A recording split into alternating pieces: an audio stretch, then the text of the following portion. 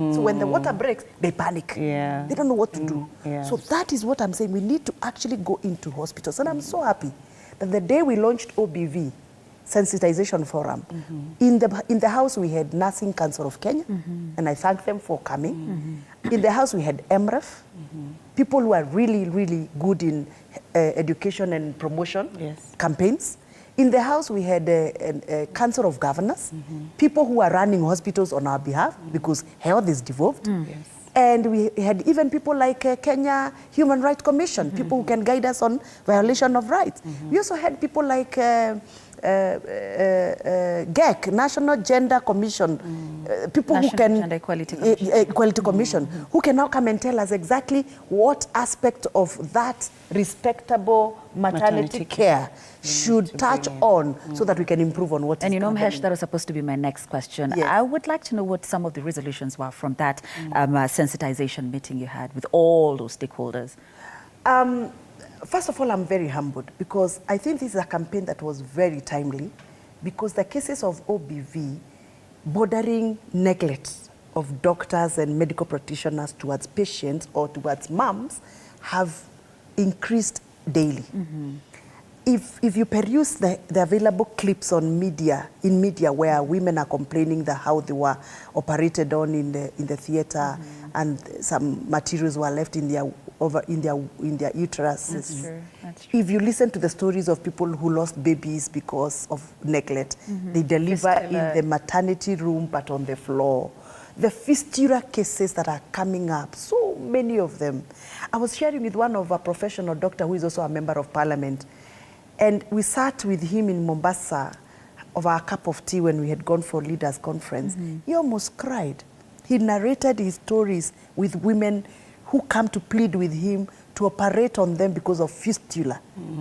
And he shed tears. He told me, Wamuchomba, this is the best gift you can ever give to women of Kenya.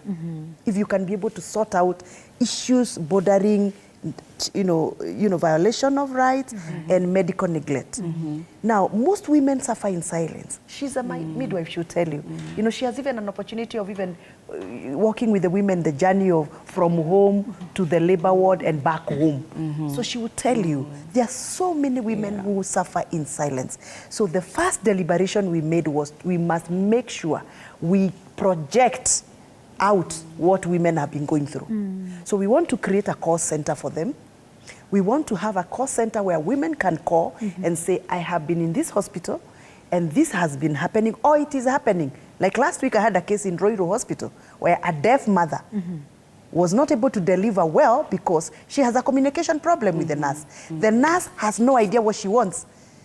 The nurse has no idea, and she just came because she was working and she felt like the baby is ready, and she just walked herself to the hospital. So she didn't have an interpreter, like that girl who is doing the sign language. And now she's come to a hospital which is packed with clients, and she's on an emergency. She doesn't even know how to say my name. She can only write, my name is so-and-so. And you know, so when do we expect the people call centers? started calling my office. Mheshimiwa, there is a case here. This woman is almost to deliver. She's not able to communicate. They are harassing her. She's saying no to this. We don't know what this means, you know. So we need to make create a call center. When can we expect that? And I guess in the next 1 month, the call center is going to be up. And that call center is going to have a counselor, somebody to talk to you on the line and tell you what you need to hear at that time when you really are traumatized or you're confused. You're going to have a paralegal, you know, somebody who can help us on the legal matters.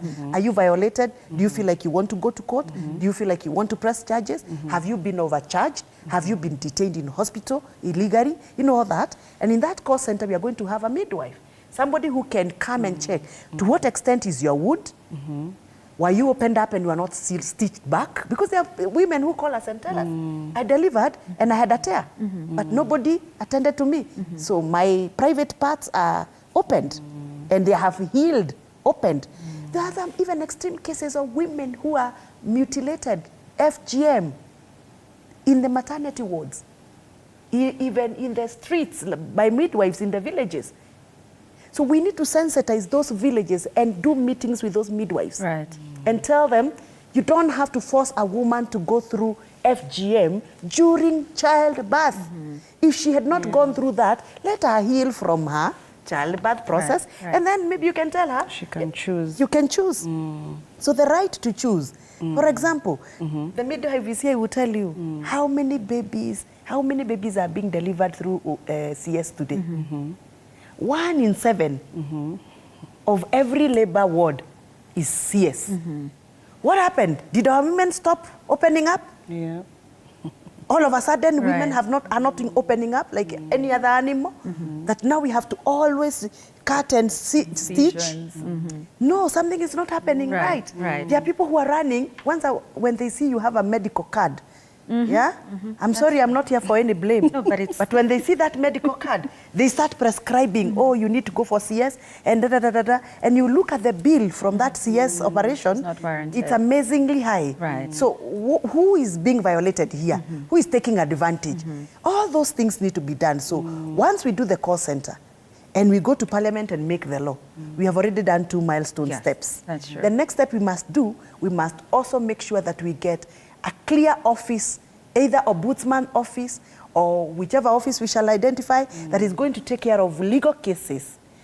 We have a bill, by the way, that has come to Parliament called the Legal Aid Bill. I think it's already under public participation. If you look at, I saw it in Twitter today, an advertisement that now public participation is happening for Legal Aid Bill. That Legal Aid Bill, we are supposed to insert, and I'm going to put an amendment if it's not there because I've not read it properly, to make sure that the government provide for lawyers for women who are violated during childbirth. I wish I had time. I will tell you so much about OBV. That's true. We shall have you again. I'm very passionate about. Okay, Kevin tells me we need to leave, but we have a minute. Let me get your closing remarks. Lucy, I'll start with you. 30 seconds. Again, it's not blame game, because even